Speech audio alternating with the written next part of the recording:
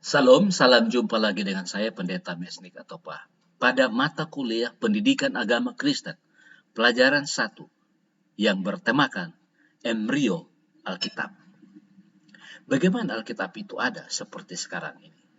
Bagaimana Alkitab itu ada seperti bentuknya sekarang ini?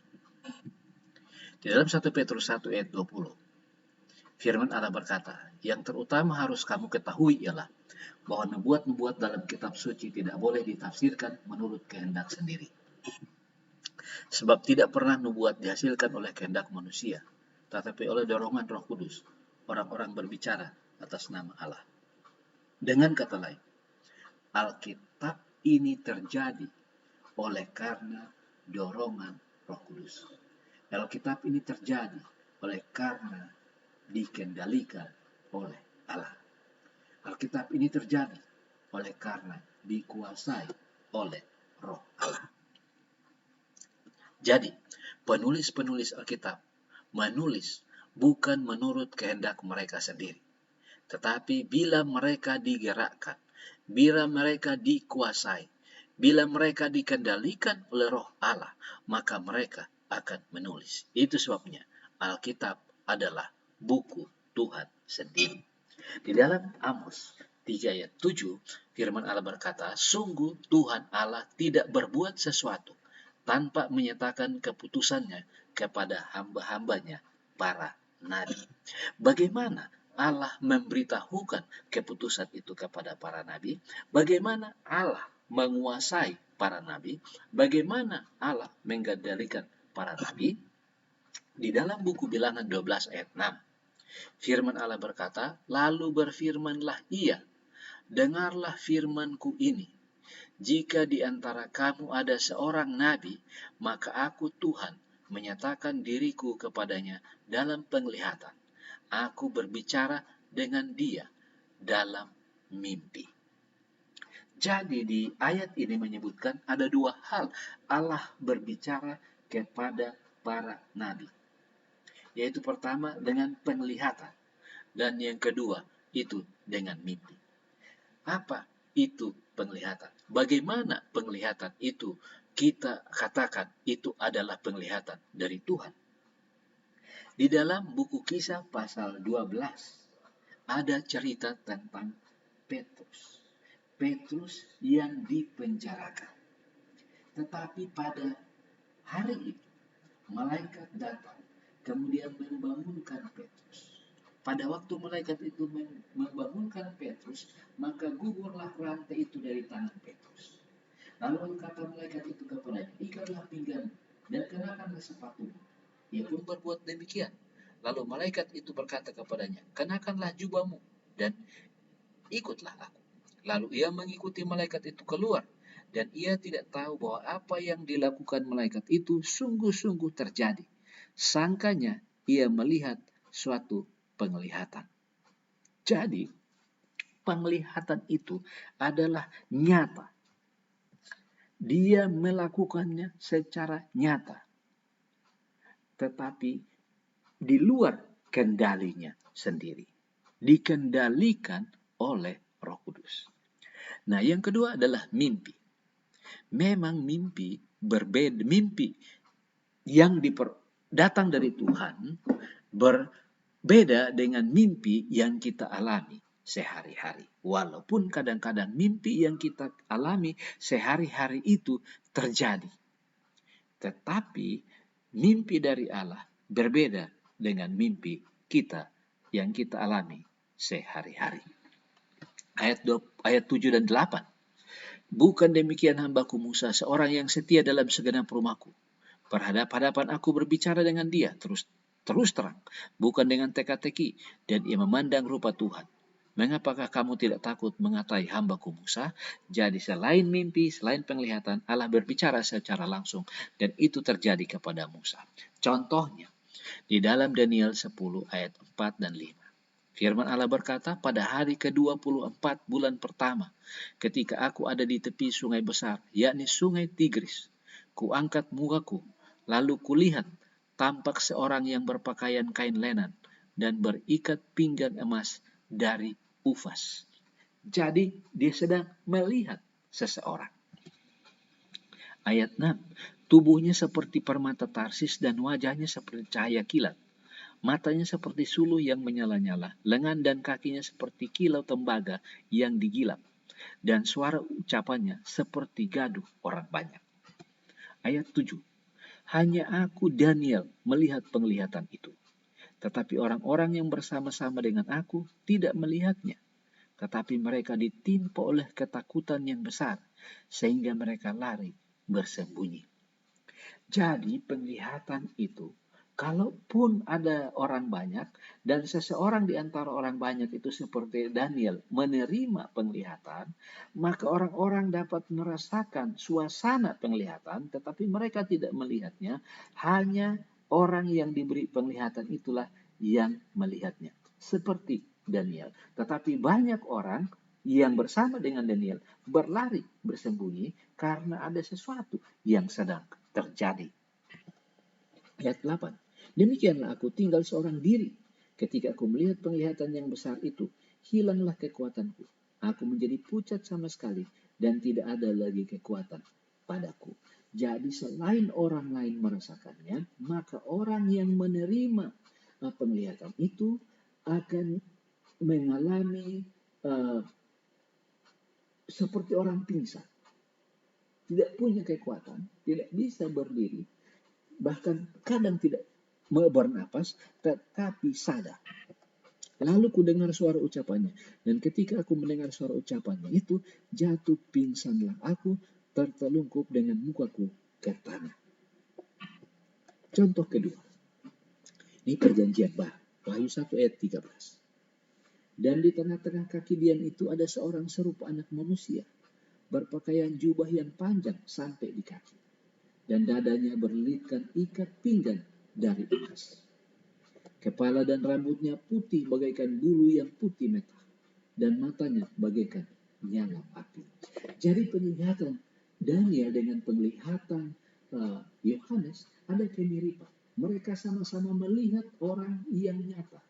Kemudian matanya, kalau Daniel bilang matanya bagaikan suluh, ini matanya bagaikan api, sama. Jadi oknum yang dilihat itu sama. Dan kakinya mengkilap bagaikan tembaga membara di dalam perapian. Suaranya bagaikan destau air bah, dan di tangan kanannya yang membuat 7 bintang, dan dari mulutnya keluar sebilah pedang tajam bermata 2, dan wajahnya bersinar-sinar bagaikan matahari yang terik. Ketika aku melihat dia, tersungkurlah aku di depan kakinya, sama seperti seorang yang mati.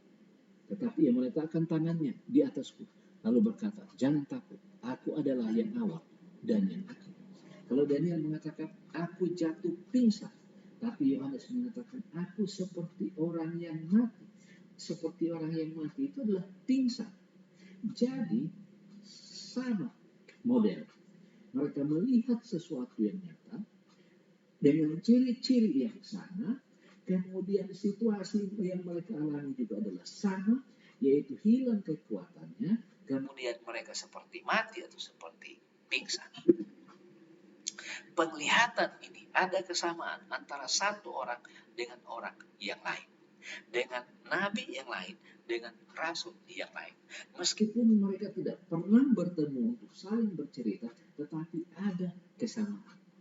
Ini sangat berbeda dengan cerita-cerita orang yang mengatakan bahwa mereka menerima penglihatan, tetapi dengan cara yang berbeda.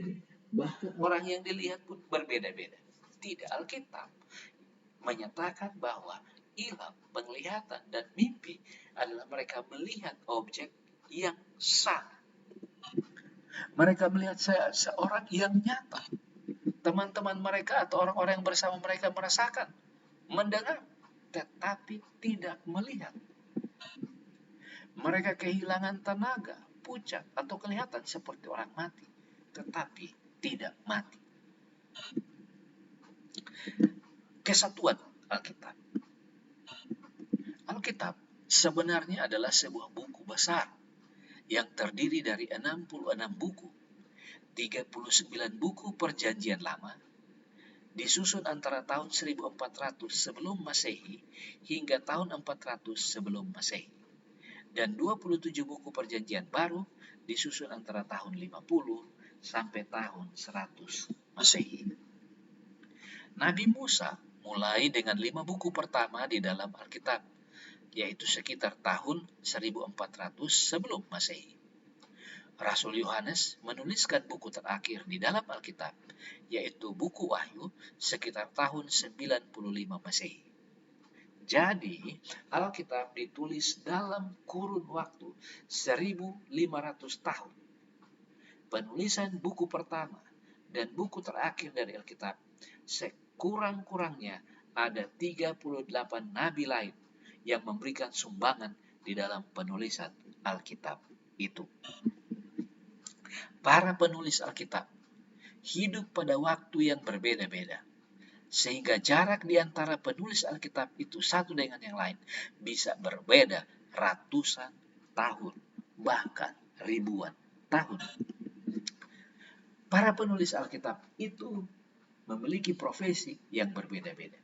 Ada pedagang, ada pengusaha, yang lain lagi berprofesi sebagai gembala, sebagai nelayan, tentara atau serdadu, ada pengkhotbah, ada raja.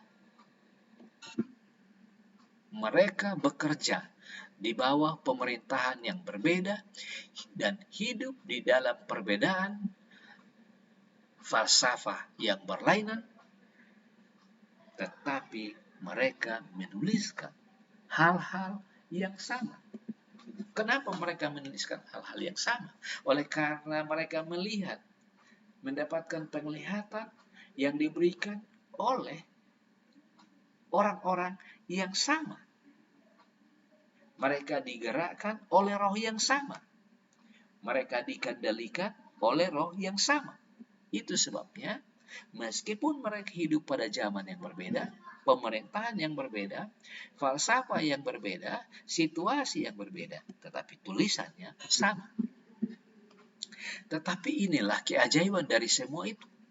Ketika ke-66 buku dalam Alkitab yang terdiri dari 1189 pasal dan 31.173 ayat disatukan, maka kita akan menemukan kesatuan dan keharmonisan yang sempurna dari pekabaran yang terdapat di dalam Alkitab. Apakah kita dapat mempercayai Alkitab? 1. Perlindungan terhadap Alkitab ini luar biasa. Semua manuskrip yang mula-mula dari Alkitab ditulis dengan tangan, jauh sebelum ada percetakan. Para rabi membuat salinan dari manuskrip aslinya dan membagi-bagikan itu. Ribuan manuskrip tersebut atau bagian daripadanya masih ada.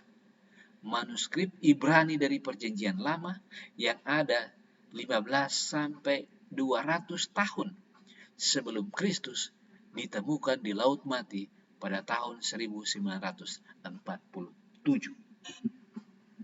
Sangat menakjubkan karena gulungan kitab yang berusia 2000 tahun ini isinya persis sama dengan Perjanjian Lama yang dicetak sekarang ini. Inilah bukti yang sangat kuat bahwa firman Allah dapat dipercaya. Jadi, mengapa kita menyatakan bahwa firman Allah ini adalah buku yang dapat dipercaya? Karena buku ini terjaga dengan baik, terlindung dengan baik sampai pada hari ini.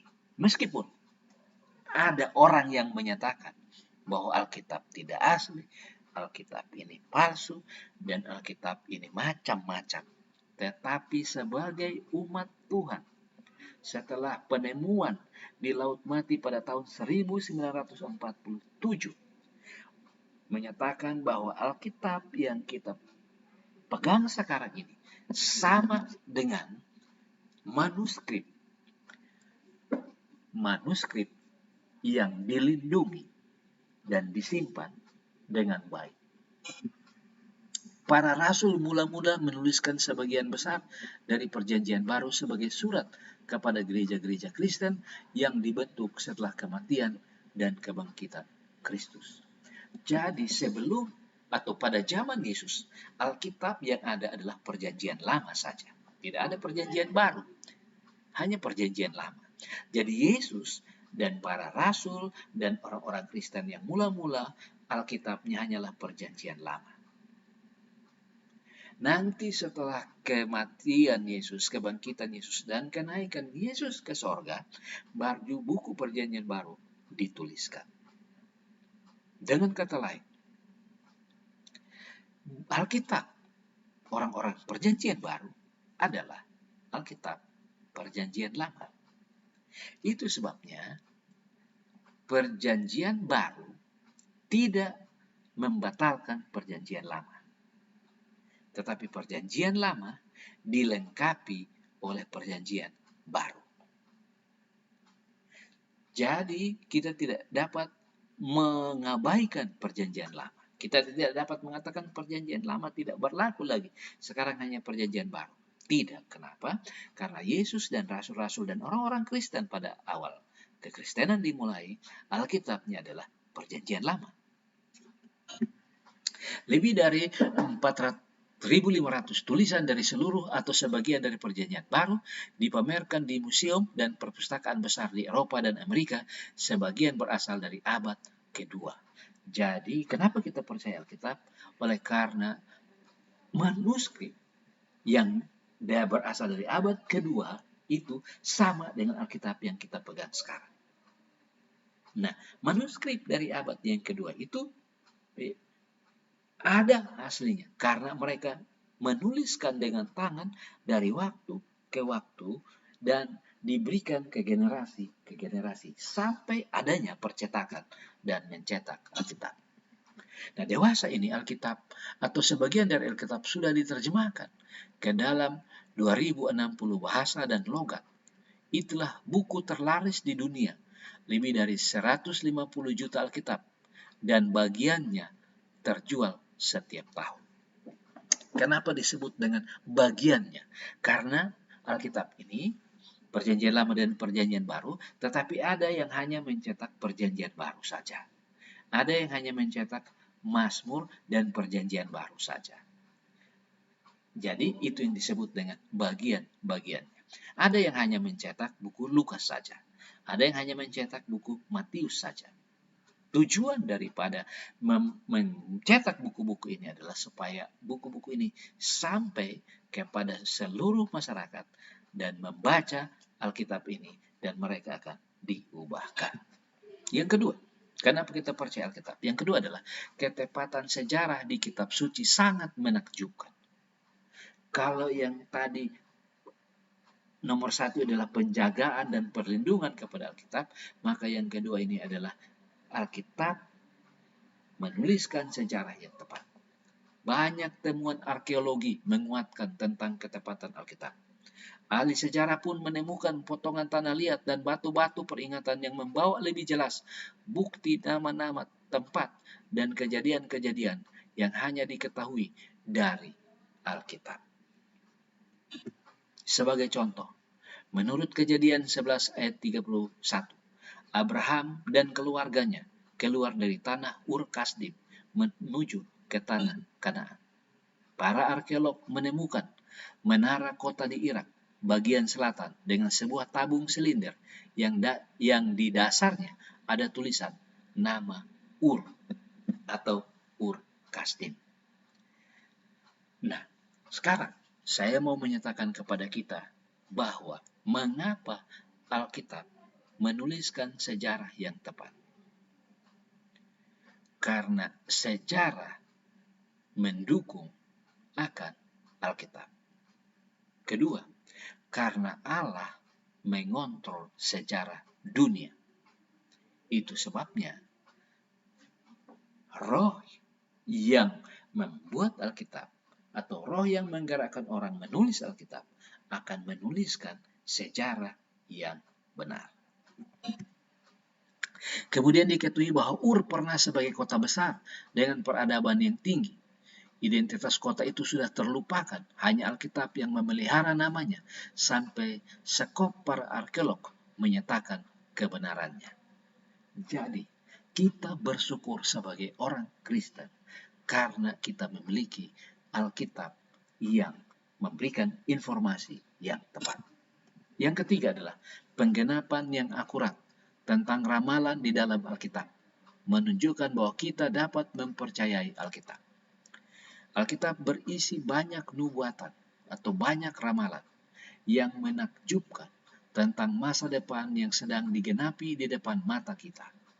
Kita meneliti beberapa nubuatan yang menggembirakan ini dalam pelajaran-pelajaran berikutnya.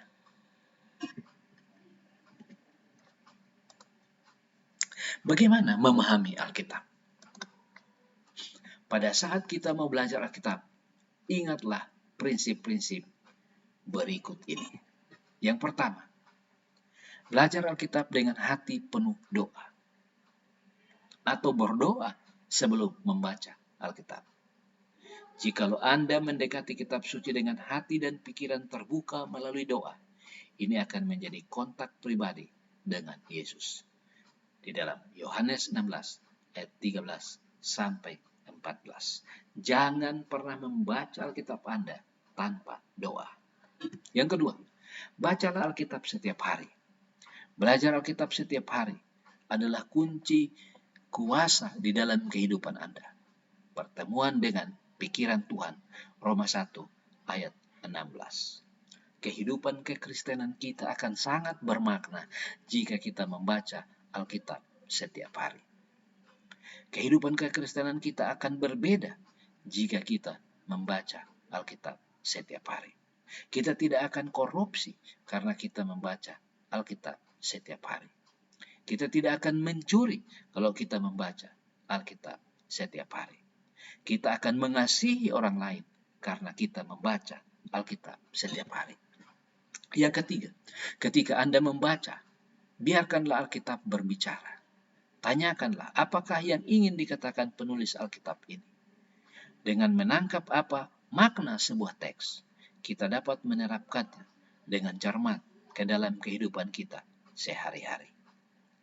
Kita tidak membaca Alkitab yang sama dengan keinginan kita. Kita tidak membaca Alkitab yang mendukung pendapat kita. Tetapi kita menyesuaikan pendapat kita dengan Alkitab. Kita menyesuaikan keinginan kita dengan keinginan Alkitab. Itu sebabnya ketika Alkitab mengatakan jangan ini, kita mengikuti Alkitab. Meskipun mungkin sudah puluhan tahun, ratusan tahun, bahkan mungkin orang tua kita mengikutinya. Tetapi ketika kita ketahui bahwa Alkitab tidak menyetujuinya, kita harus lebih mengikuti Alkitab dari mengikuti manusia. Keempat, belajar Alkitab dengan topik. Bandingkan ayat dengan ayat. Yesus menggunakan metode ini untuk membuktikan bahwa ia adalah Mesias. Jadi ketika Anda menemukan sesuatu yang mungkin sulit di dalam Alkitab, catat, baca selanjutnya, maka Anda akan menemukan jalan, Anda akan menemukan jawabannya, Anda akan menemukan solusinya, karena Alkitab akan menafsirkan dirinya sendiri. Kadang-kadang kita tidak perlu tanya orang lain, tetapi kita tanya Alkitab, karena dia akan menjawab dari dirinya sendiri. Lalu ia menjelaskan, ini contoh Yesus. Lalu Yesus menjelaskan kepada mereka apa yang tertulis tentang dia dalam seluruh kitab suci. Mulai dari kitab-kitab Musa dan segala kitab para nabi. Di dalam Lukas 24 ayat 27, dengan menggabungkan semua yang dikatakan di dalam Alkitab tentang satu topik tertentu, kita akan mendapatkan perspektif yang seimbang. Jadi, ketika kita bertanya di sini, maka dia akan ada jawabannya di sini. Ketika kita belajar hukum, kita akan hukum menyatakan bahwa satu perkara sah kalau ada dua saksi atau lebih dari satu orang saksi. Ketika kita membaca Alkitab, maka Alkitab akan mengulang-ulangi hal-hal yang penting lebih dari satu kali. Ini mau membuktikan bahwa memang Alkitab itu benar adanya. Yang kelima, Alkitab memberikan kuasa kehidupan dari Kristus. Firman Tuhan digambarkan di dalam Ibrani 4 ayat 12 sebagai pedang tajam bermata dua. Ini lebih dari kata-kata di dalam halaman. Ini adalah senjata kehidupan di tangan kita untuk memerangi pencobaan dosa. Ketika kita mengalami pencobaan, kita menggunakan Alkitab untuk menghancurkan pencobaan tersebut. Jadi Alkitab digunakan untuk memperbaharui kehidupan kita, bahkan memberikan kepada kehidupan seperti Kristus. Karena dengarkanlah ketika Tuhan berbicara kepada Anda melalui firman-Nya. Dengarkan ketika Tuhan berbicara kepada Anda melalui Alkitab-Nya. Jika Anda seorang yang ingin mengetahui kebenaran Alkitab tentang satu topik tertentu, ia harus bersedia mengikuti apa yang diajarkan. Bukan apa yang dipikirkan seseorang atau apa yang diajarkan suatu gereja, tetapi harus Alkitab dan Alkitab. Itu sebabnya para reformator menyebutkan bahwa Alkitab dan hanya Alkitab. Sola Scriptura. Alkitab dapat mengubah kehidupan Anda. Dalam Mazmur 119 ayat 130, bila tersingkap firman-firman-Mu memberi terang, memberi pengertian kepada orang-orang bodoh. Belajar Alkitab akan menguatkan pemahaman kita, memberi kekuatan untuk mengalahkan kebiasaan yang merusak, dan memungkinkan kita berkembang secara fisik, mental, moral, dan rohani. Di dalam Bilangan 12 ayat 8, aku berbicara kepadanya dengan berhadapan muka, jelas dan tidak menggunakan maksud yang tersembunyi. Jadi Alkitab sangat gamblang, bahkan kadang dia menegur, menemplak, tetapi untuk kebaikan kita, untuk keselamatan kita. Dan apa saja yang dituliskan di dalam Alkitab?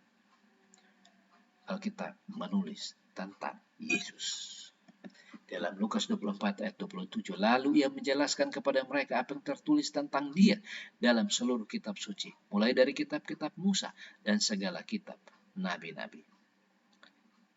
Jadi Yesus tidak ditulis hanya di perjanjian baru, mulai dari Matius sampai Wahyu, tetapi Yesus sudah dituliskan di dalam kitab perjanjian lama, mulai dari kitab-kitab Musa dan segala kitab nabi-nabi. Apa itu kitab Musa? Kejadian, Keluaran, Imamat, Bilangan, dan Ulangan. Alkitab, kitab-kitab itu sudah menulis tentang Yesus. Sebagai contoh, di dalam Kejadian 3 ayat 15. Alkitab berkata bahwa aku akan mengadakan permusuhan antara engkau dan keturunan perempuan ini. Ini adalah janji tentang kedatangan Yesus. Janji tentang keselamatan. Di ayat 21 kemudian ada binatang yang mati dan kulit binatang itu diberikan kepada manusia itu untuk menjadi pakaiannya. Binatang yang mati itu kemudian nanti di dalam Alkitab Perjanjian Baru, di dalam buku Wahyu disebutkan bahwa binatang mati itu adalah anak domba. Anak domba yang melambangkan kematian Yesus. Itu sudah ditulis dari buku Kejadian. Itu sudah ditulis di dalam kitab-kitab Musa. Ditulis dalam kitab-kitab para nabi. Itu sebabnya Alkitab Perjanjian Lama tidak dibatalkan. Alkitab Perjanjian Lama tidak ada masa berlakunya. Dia berlaku sejak diberikan kepada para nabi sampai kepada kedatangan Yesus yang kedua kali. Alasannya adalah seluruh Alkitab menulis tentang Yesus Kristus. Maka ketika kita sebagai umatnya membaca Alkitab, artinya kita sedang membaca tentang Yesus. Maka lama-kelamaan dengan sendirinya kita akan menjadi serupa dengan Yesus. Saya akan menutup penjelasan ini dengan sebuah ilustrasi bahwa Alkitab ini adalah seperti album foto tentang Yesus. Album cerita tentang Yesus. Untuk kita semua, para mahasiswa di Fakultas Kedokteran Gigi Unpri, mari kita menjadikan Alkitab sebagai pedoman hidup kita, sebagai petunjuk jalan, Sehingga ketika kita menjadi dokter gigi, kita menjadi ahli yang seperti Yesus, ahli yang mengasihi orang lain, ahli yang peduli dengan orang lain, ahli yang menolong orang lain, menjadi terang dan jalan keselamatan bagi orang lain. Tuhan Yesus memberkati kita semua.